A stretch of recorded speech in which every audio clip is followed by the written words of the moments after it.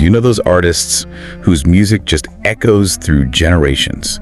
They shape cultures. They might not be household names everywhere, but their stories are deeply intertwined with a specific time and a place. Yeah. Today, we're going to be diving into the story of one such legend, Franco Luambo Makiadi.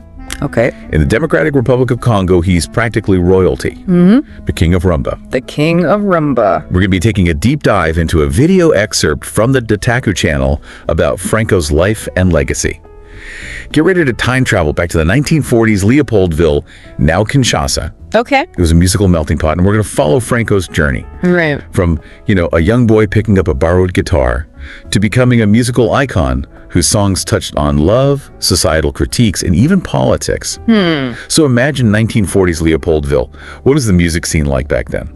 So picture like a vibrant mix of sounds and styles. Leopoldville was attracting musicians from all over Africa, creating this just incredibly rich and diverse musical landscape.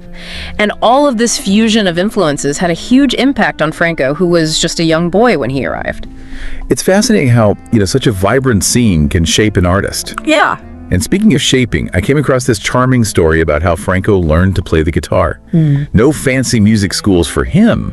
He learned by watching and imitating other guitarists. It speaks to his natural talent, his deep passion for music. You see, learning by observation, picking up those techniques and nuances from others.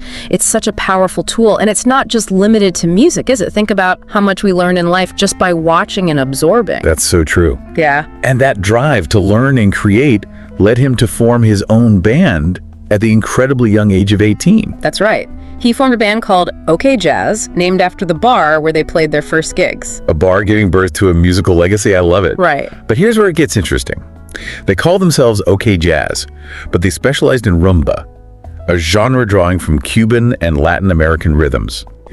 So why the name? Well, it just shows this fascinating fusion that was happening in Congolese music at the time.